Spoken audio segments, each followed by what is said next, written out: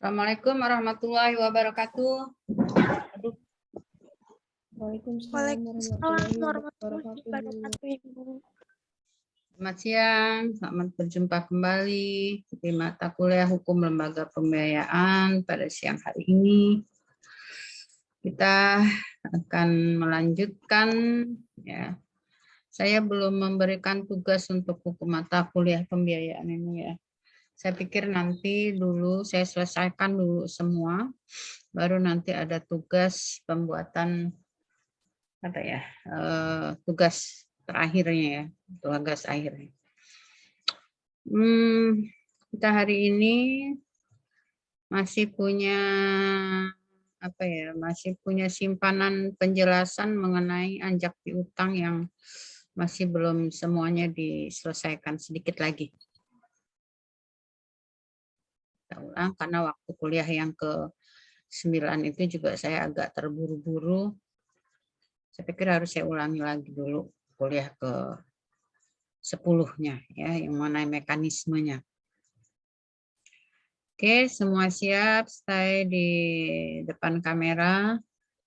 Kita akan mulai kuliah kita, dan nanti kalau misalnya sedang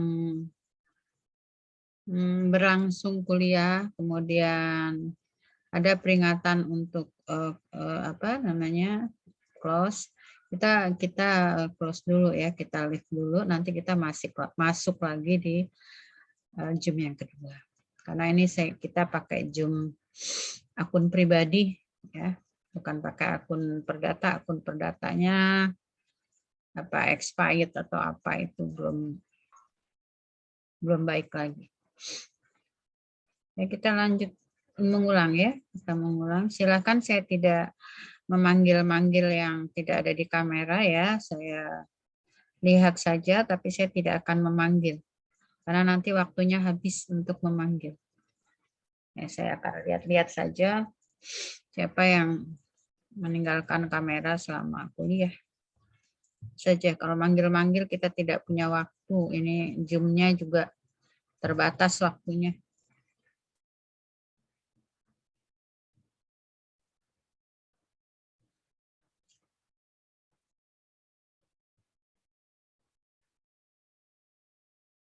Nah, sebelum ini saya pikir kita ke ini dulu, ke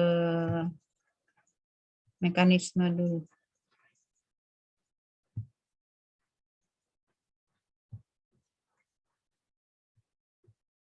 Oke. Nah, kita udah ketahui ya bahwa salah satu lembaga pembiayaan yang bisa dimanfaatkan oleh perusahaan atau perorangan itu adalah anjak piutang. Ya. Anjak piutang atau factoring itu adalah sebuah lembaga pembiayaan dengan cara mengalihkan piutang. Ya. Jadi kalau perusahaan supplier itu atau yang kita sebut dengan klien itu tidak mempunyai dana banyak, dia bisa memanfaatkan perusahaan anjak piutang dengan cara mengalihkan piutang atau dengan cara mengalihkan tagihan-tagihannya. Ya. Nah, yang harus Anda ingat, yang harus kita ingat, bahwa yang bisa diperalihkan dalam hukum itu adalah piutang, bukan hutang. Ya, kalau hutang itu tidak bisa dialihkan. Jadi yang dialihkan ialah piutang. Ya, kita sudah mengenal ada beberapa pihak di dalam anjak piutang. Pihak yang paling utama itu adalah ada klien atau supplier atau biasanya kita sebut dengan pedagang ya, gitu, yang memasok barang-barang. Kemudian ada customer, atau disebut dalam istilah lembaga pembiayaan itu kita sebut dengan nasabah. Nah, perjanjian pokok perjanjian pokok. Sebelum ada perjanjian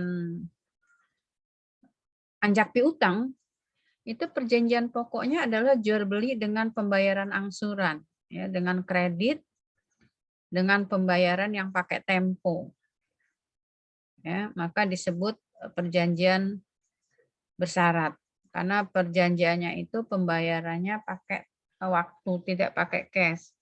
Kalau pakai cash tidak ada tagihan, ya, langsung lunas. Kalau kita pembelinya bayar tunai, ya, kalau pembelinya bayar tunai pastinya tidak ada tagihan dan tidak ada yang harus dialihkan, gitu ya. Nah, karena ini adalah pembayarannya tidak tunai, tapi pakai waktu atau pakai sistem kredit. Tapi ini nanti akan berbeda dengan kredit bank, ya. Pakai sistem bayaran bertahap seperti perjanjian kredit bank. Maka sebelum perjanjian itu dilunasi secara keseluruhan, kemungkinan bayarnya 10 kali, itu maka 10 bulan misalnya. Nah, oleh karena itu si supplier ini atau klien ini punya tagihan sampai dengan bulan ke-10 kalau itu mulai bulan 1. Kalau dia mulainya bulan 11 kayak sekarang ini mungkin nanti bisa sampai bulan 9 tahun 2022 gitu ya. Kalau dia 10 bulan, kalau dia 1 tahun berarti dari bulan 11 sampai bulan 11 2002. Nah, tagihan yang jatuh temponya tahun 2002 itu bisa dialihkan kepada pihak lain kalau dia akan menggunakan jasa lembaga pembiayaan, maka perusahaan pembiayaan itulah yang kita sebut dengan perusahaan anjak piutang. Nah, ini udah kita jelaskan pada kuliah yang ke-9 ya. Waktu itu sebelum kita libur minggu kemarin. Nah, karena dia punya tagihan itu pakai jatuh temponya masih lama, tagihan ke sini jatuh temponya masih lama, maka dia bisa mengalihkan piutang atau tagihan itu. Jadi yang dialihkan, yang mengalihkan bukan yang punya utang ya, tapi yang punya piutang. Yang punya tagihan yang nanti akan ada hubungan atau ada perjanjian dengan perusahaan faktor atau perusahaan factoring. Jadi bukan customer-nya, bukan nasabahnya yang mengalihkan hutang dia, ya, tapi yang mengalihkannya itu ialah orang yang mempunyai tagihan. Di dalam hal ini kita sebut dengan istilah supplier atau klien. Ya, ini. Nah, ini adalah mekanisme untuk anjak piutang. Nah, kita kemarin udah jelaskan jenis-jenisnya ya. Jadi ini untuk yang dengan pemberitahuan. Jadi bahwa piutang itu akan dialihkan, itu diberitahukan kepada pihak yang berhutang, kepada debiturnya. Wahai debitur, bahwa nanti kamu itu akan berganti kreditur. Krediturmu nanti akan berganti perusahaan anjak piutang. Tidak lagi saya, tetapi yang akan menjadi krediturmu, akan menagihmu ialah perusahaan factoring. Nah, ini adalah disebut dengan anjak piutang dengan memberitahukan atau dengan pemberitahuan dengan notifikasi kepada pihak customer atau pihak nasabahnya. Nah, jadi sekali lagi saya ulangi bahwa dalam mekanisme anjak piutang yang secara sederhana, yang pertama kali muncul di sini, nomor 1, yang pertama kali muncul ini mesti harus ada perjanjian awal, yaitu perjanjian jual beli dengan angsuran. Nah, ini antara nasabah dengan supplier. Ya. Ini ada seperti itu. Kemudian nanti supplier ini karena dia punya tagihan yang tadi Ibu ceritakan, misalnya dalam waktu 1 tahun dia baru akan lunas tuh, baru akan selesai semua tagihan itu, sementara misalnya pada bulan ini juga dia akan membutuhkan uang itu untuk diputar atau diberikan lagi atau disalurkan lagi kepada pihak lain yang membutuhkan. Dia akan membeli piutang lain misalnya. Dia akan bukan membeli ya, akan mensuplai nasabah lain, customer lain misalnya. Nah, ini klien ini atau supplier ini bisa menyerahkan piutang itu kepada perusahaan factoring. Ini yang kedua. Jadi dari sini sudah ada perjanjian tadi. Ya. Nih. Kemudian dari sini dia serahkan ke sini, dijual. Tapi menjualnya itu biasanya tidak lunas ya. Jadi 80% perusahaan factoring itu membayar kepada supplier. Ya. Jadi sini kemudian dijual, kemudian diberitahukan bahwa kreditur bagi si nasabah ini sudah berganti yaitu perusahaan factoring. Perusahaan factoring itu nanti akan langsung membayar lunas. Ya, kalau tadi customer-nya akan membayar cicilan, factoringnya akan membayar secara lunas kepada supplier. Cuman tata aturan mainnya lunas yang dimaksud ialah membayar setidaknya 80% dari nilai total. Jadi ini nomor 4 ini panah ke sana. Jadi kalau ngegambar panah itu mesti harus jelas ya. Nah, ini dia bayar nih ke supplier. Bayar. Kalau dia sudah bayar, maka dia nanti akan menagih, tinggal menagih saja kepada customer ini. Customernya bayar full apa? Bayar semua apa gimana? Ya jelas enggak, ya. Kalau dia mau bayar penuh, ngapain piutangnya dijual? Ya bayar saja secara cicilan kepada suppliernya. Justru karena dia tidak bisa membayar penuh, maka supplier mengalihkan piutang itu kepada perusahaan anjak piutang atau factoring. Baru nanti perusahaan anjak piutang memberitahu penagihannya bahwa, hai customer, hai nasabah, aku menggantikan posisi suppliermu. Bahwa tagihan yang seharusnya dimiliki oleh supplier itu sudah ada di tangan saya dan Anda berkewajiban untuk membayarnya kepada saya. Itu bahasa lisannya. Bahasa tertulisnya ya dengan menunjukkan invoice ya, dengan menunjukkan bukti-bukti, dokumen-dokumen bahwa pernah terjadi perjanjian jual beli dengan angsuran ini. Bahwa memang ada tagihan atau piutang dari supplier kepada nasabah. Ya, itu ada dalam bahasa tertulisnya berupa dokumen-dokumen. Yang Ibu sampaikan tadi lisan. Dan itu tidak laku kalau lisan ya. Kalau perjanjian anjak piutang, perjanjiannya harus tertulis. Baik perjanjian kredit jual belinya maupun perjanjian anjak piutangnya. Kalau sudah begitu, maka customer ya sudah, dia tinggal bayar saja ke sini, ke perusahaan factoring dengan cara yang tadi, yang sesuai dengan perjanjian awal. Mau bayarnya berapa bulan, berapa kali angsuran gitu ya. Kembali lagi kepada perjanjian pokoknya. Sini. Ya, kembali lagi kepada perjanjian pokoknya. Dan berapa kali dia membayar tergantung dari nomor 1 ini. Tadi mereka berjanjinya bagaimana? Jumlah 1 miliar misalnya akan dibayar berapa kali atau jumlah 100 juta akan dibayar berapa kali. Itu tergantung dari perjanjian jual beli awal. Ya, baru nanti customer atau nasabah ini akan membayar juga sesuai dengan yang diperjanjikan sejak awal. 10 bulan kah, 6 bulan kah, 5 bulan kah, 1 tahun kah, tidak bisa dirubah lagi sesuai dengan tagihan atau perjanjian awalnya ini.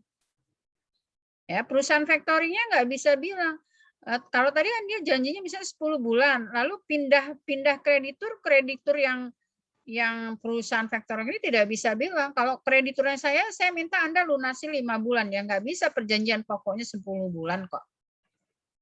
Misalnya, atau perjanjian pokoknya itu 1 tahun, 12 bulan.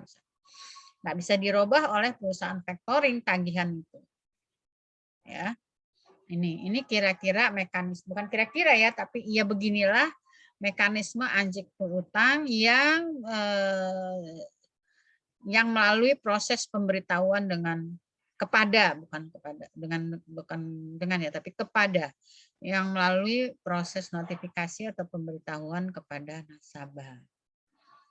Ya, nah, disinilah hukum ekonomi itu berkembang itu di sini. Jadi misalnya dia hutang, kemudian hutang itu dengan syarat tangguh pembayarannya. Nah, isi tagihannya bisa menggunakan perusahaan lembaga pembiayaan. Kalau ingin menggunakan lembaga pembiayaan. Tapi kalau tidak, ya bisa saja melalui jalur-jalur lain, misalnya penjualan piutang itu. Tapi kalau dia melalui penjualan piutang itu melalui perusahaan lembaga pembiayaan, maka perusahaan lembaga pembiayaan itu kita sebut dengan perusahaan anjak piutang atau perusahaan factoring. Oke. Ini kira-kira, ini keterangannya. Ya, ini tadi seperti yang Ibu jelaskan, ada penjualan, ini perjanjian pokoknya ya, penjualan secara kredit atau penjualan dengan janji pembayarannya itu secara bertahap, ya, secara kredit. Kemudian ada kontrak factoring, ya, kontrak factoring artinya perjanjian factoring antara si klien dengan perusahaan factoring. Ini yang saya bilang. Nah, ini ada perjanjian ke sini dengan menyerahkan semua dokumen-dokumen yang tadi ada di sini. Ya, yang tadi ada di sini, dokumen-dokumennya diserahkan ke sini. Untuk membuktikan bahwa betul ada tagihan. Jadi tidak fiktif gitu ya. Seperti itu. Kemudian baru yang ketiga, ini pemberitahuan kepada, tadi saya sudah sampaikan juga, nasabahnya dikasih tahu dengan pemberitahuan tertulis bahwa krediturmu berganti. Ya, itu pemberitahuan tertulis. Ini ya, ini yang dimaksud dengan disclosed factoring ini ialah dengan memberitahukan kepada nasabahnya. Ini tadi. Kalau sudah ada perjanjiannya, maka perusahaan anjak piutang akan membayar secara tunai. Tunai dalam pengertian ialah sampai 80%, bukan 100% ya. Jadi dia bersifat diskonto, dibayar di muka 80%, yang 20% lagi itu nanti sisanya akan dibayar setelah nasabahnya melunasi. Ya, jadi tetap nanti setelah 20% itu akan dibayar. Kalau janjinya 5 bulan, ya setelah jatuh tempo 5 bulan terlunasi semua, baru nanti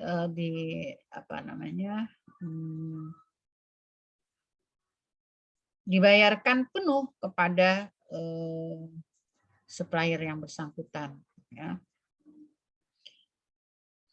Kemudian nanti perusahaan anjak piutang tadi melakukan penagihan yang kata saya tadi saya ceritanya lisan, tetapi dia harus penagihan itu disertai dengan bukti-bukti pendukung. Bahwa betul ada tagihan sejumlah sekian, bahwa betul ada perjanjian pokoknya berupa perjanjian dengan pembayaran secara angsuran. Gitu ya. Baru nasabahnya membayar. Ya, Bu, izin bertanya.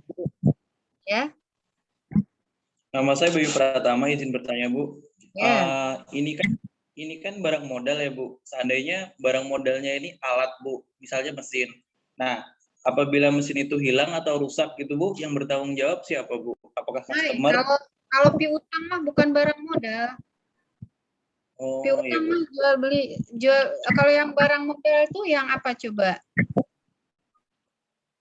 Apa yang barang modal kemarin? Modal Ventura, Bu.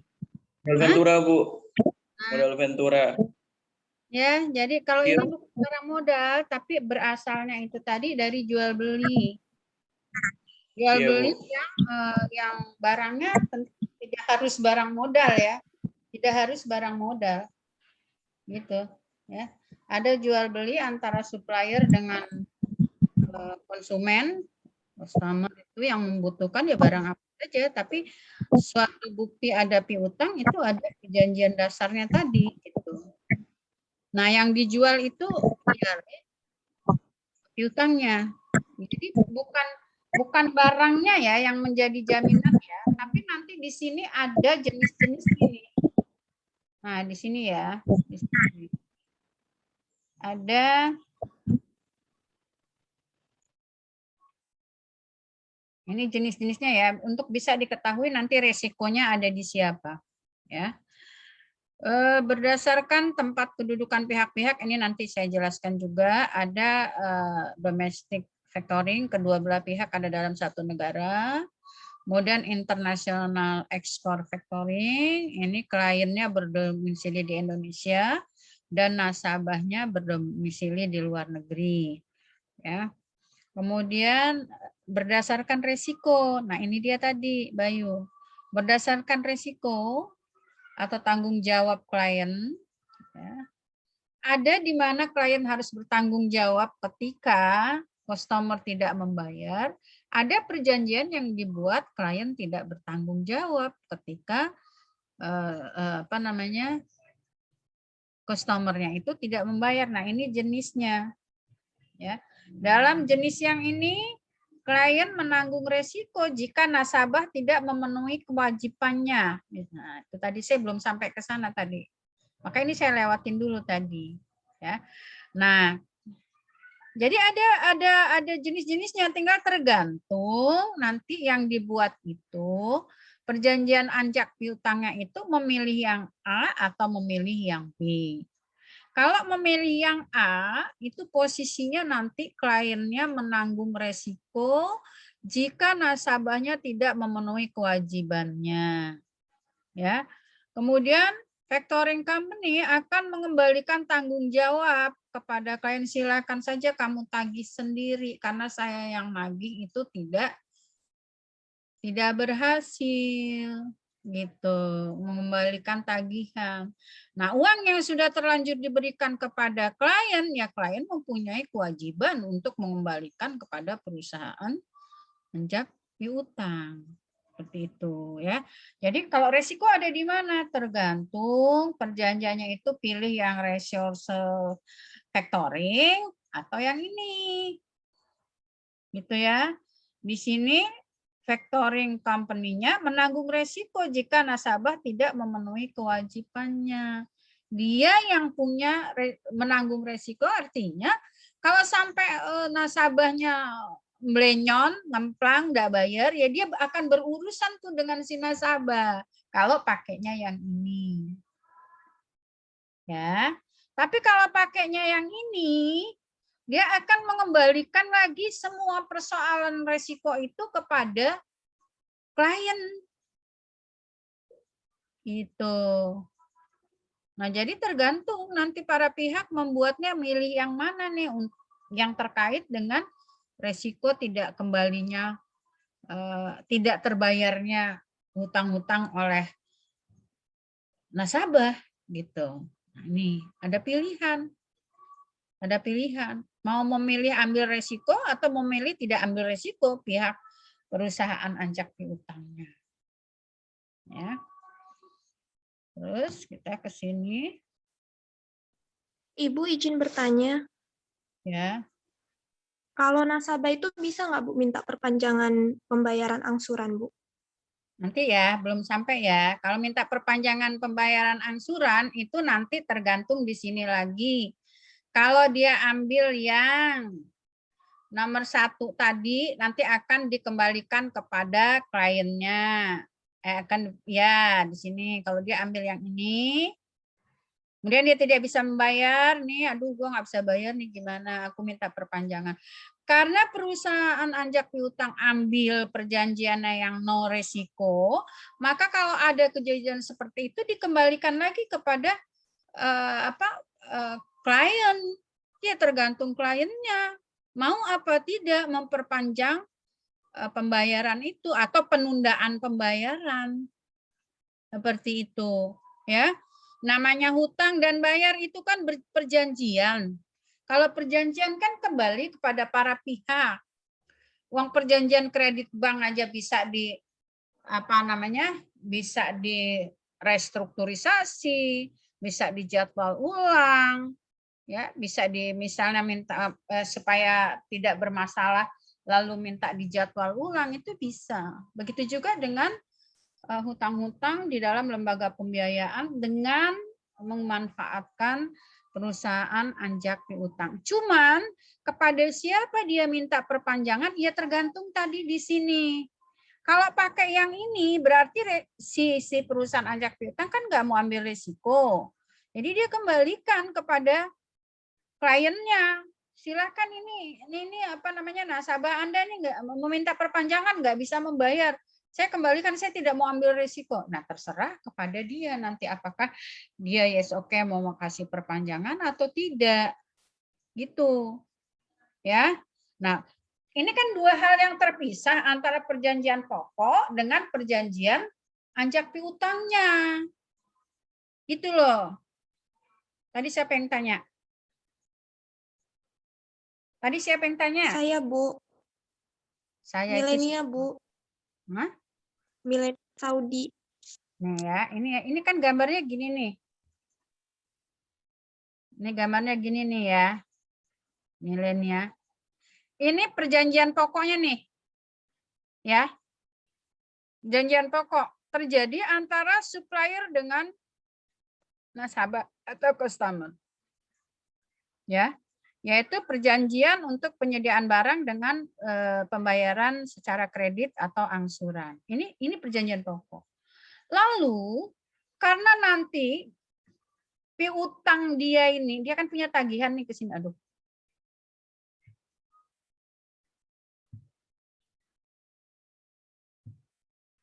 Nah, ini kan punya tagihan. Ya, karena dia beli dengan cara angsuran punya tagihan. Lalu dia memanfaatkan jasa perusahaan factoring. Memanfaatkan jasa perusahaan factoring. Di sini nanti ada perjanjian lagi ini Milenia nomor 2 ini. Ya. Ini perjanjian yang kita pelajari itu ada di sini. Tapi ini akan terjadi apabila ini ada. Ya. Apabila ini ada. Aduh, Dek. Apabila ini ada ya.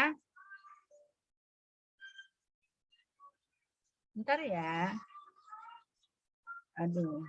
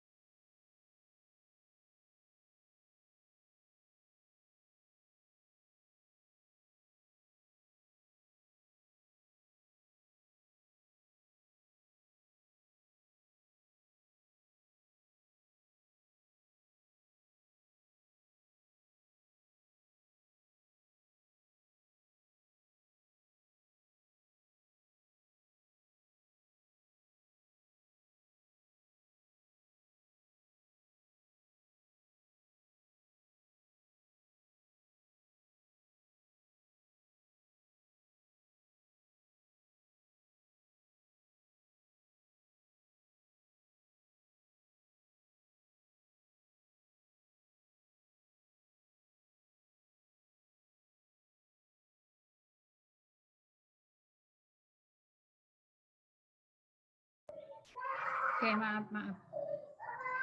Ada cucu mau mainan HP tapi berisik banget. Jadi sampai ini udah ada peringatan lagi. Ya, jadi tadi Milenia, Ibu ulangi ya. Ini perjanjian awalnya itu adalah perjanjian jual beli dengan pembayaran kredit atau angsuran. Kemudian perjanjian yang kedua, ini yang mengikuti perjanjian pokok, ini baru bisa ada nomor 2 ini. Kalau ada ini. Ya. Untuk melakukan ini tadi boleh pilih. Mau bentuknya yang mana? Si PA ini akan ambil resiko atau tidak ambil resiko. Gitu ya. Kalau dia akan ambil resiko, maka masalah perpanjangan tadi yang Anda sebut-sebut tadi, itu berundingnya dengan PA ini, perusahaan anjak piutang. Tapi kalau dia ambil jenis yang tidak pakai, dia ambil jenis yang dia nggak mau ambil resiko, maka itu dikembalikan kepada klien atau supplier. Ya. Nah, sekarang pertanyaannya, bisa nggak Bu? Tergantung, namanya perjanjian ya kan, kesepakatan. Ya kan? Kalau supplier membolehkan ya silakan saja. Lalu bagaimana tadi Bu? Soalnya tadi udah janji di sini berbeda dengan di sini misalnya. Nah, makanya kebanyakan perusahaan ajak piutang itu nggak mau ambil resiko. Urusan dia sudah memberi 80% tadi, kalau sampai menunggak ya dia nggak mau nunggak, nggak mau si perusahaan factoring ini. Intinya kalau dia 10 bulan ya 10 bulan harus lunas gitu.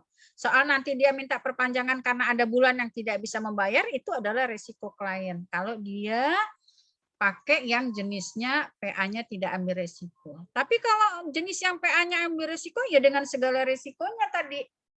Berarti dia yang harus komitmen dengan nasabah. Begitu Melenia. Ya. Oke. Baik Bu, ngerti. Terima kasih Ibu. Itu adalah ini adalah gambaran mengenai mekanisme anjak piutang yang sederhana, yang dengan cara memberitahukan kepada nasabahnya.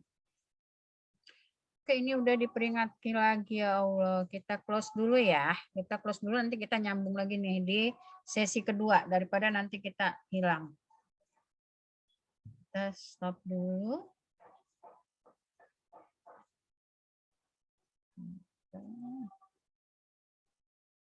Langsung ke sesi kedua.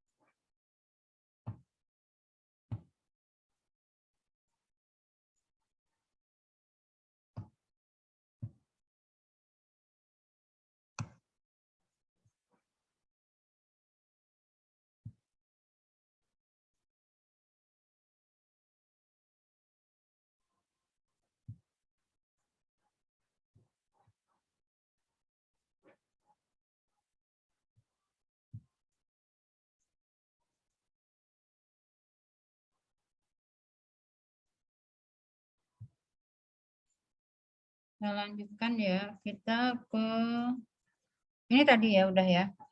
Kemudian nanti ada perusahaan anjak piutang, ini sudah keterangannya, yang ya, bukan bukti-bukti hutang, tapi pengakuan atas hutang. Ya, jadi kalau di sini tadi ini tadi dia si klien punya memegang bukti-bukti tagihan, ya, memegang bukti-bukti tagihan yang dibuat oleh klien. Kalau yang ini menggunakan promise. Promise itu apa, Bu? Promise itu surat pengakuan hutang. Bukan surat hutang ya, tapi surat bukan surat pengakuan hutang. Surat setuju untuk melakukan pembayaran. Itu promise. Ya. Kalau setuju untuk melakukan pembayaran, maka ini yang menerbitkan adalah nasabahnya. Oke, saya punya utang segitu, saya akan bayar nanti sesuai dengan perjanjiannya tadi, ya. Dikeluarkanlah promise oleh si nasabah. Promise itu salah satu jenis surat berharga ya, promise itu. Nah, karena ini dia yang mengeluarkan si nasabah, Kalau tadi kan yang mengeluarkan dia, piutangnya, tagihannya dia yang ini. Kalau ini dia yang bilang, ya saya sanggup untuk melakukan pembayaran dalam tempo 10 bulan. Itu namanya surat promis. Kalau surat promis itu yang diterbitkan oleh nasabah, maka nanti nasabah ini yang akan mengendorse, akan melepas surat itu kepada klien. Nih, dia sanggup, ya, surat sanggup membayar. Itu namanya promise, ya. Saya sanggup membayar dalam tempo 10 bulan misalnya. Itu namanya promise. Kalau yang kalau piutang itu diterbitkan dalam bentuk promise, maka itu yang menerbitkan nanti nasabah, kemudian di-endorse kepada klien. Diserahkan. Ya, di-endorse itu diserahkan, ditandatangani, diserahkan ke sini. Oke, saya setuju untuk melakukan pembayaran. Ini yang saya sayangkan, sayang sekali Anda itu mata kuliah hukum surat berharga yang dulu saya ampuh itu kok sekarang nggak ada. Padahal itu bagus dan saya pikir banyak sekali manfaatnya ya untuk Anda yang ambil hukum ekonomi. Anda nggak dapat itu. Ini promise ini salah satu saja dari jenis surat berharga yang ada di dalam praktek. Ya. Kalau kita punya utang, lalu kita sanggup untuk melakukan pembayaran, kita menerbitkan surat yang namanya surat promise.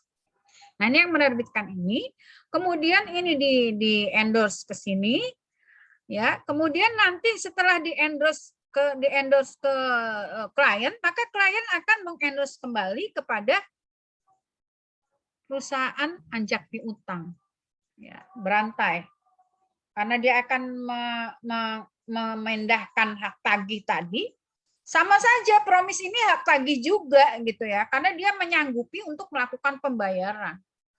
Ya, tapi ini nanti yang di-endorse, yang diserahkan kepada perusahaan factoring adalah surat promisnya. Nah, kalau dia surat promis, ini sebetulnya sih boleh iya, boleh enggak ya menggunakan bank ini. Karena kalau surat promis itu sebetulnya sih aslinya itu tidak menggunakan bank. Tapi kalau dia mau menggunakan bank, maka berarti bank di sini akan berposisi sebagai juru bayar. Ya. Perusahaan factoring ini nanti akan menagih kepada bank. Bank siapa? Bank di mana nasabah punya uang tentunya. Nggak bisa bank sembarangan. Ya. Di mana nasabah ini juga nasabahnya bank ini. Ditagihkan atas nama nasabah ini ke sini, nanti banknya tinggal bilang sama si nasabah, ini ada tagihan. Maka oke, kata si nasabah, saya akan kirimkan ke sini untuk membayarkan kepada perusahaan anjak piutang. Nah, ini kalau proses atau mekanismenya itu menggunakan promise. Ya. Tapi yang harus Anda pahami adalah bahwa surat promise itu surat berharga ya, surat tagihan ya, bukan surat hutang.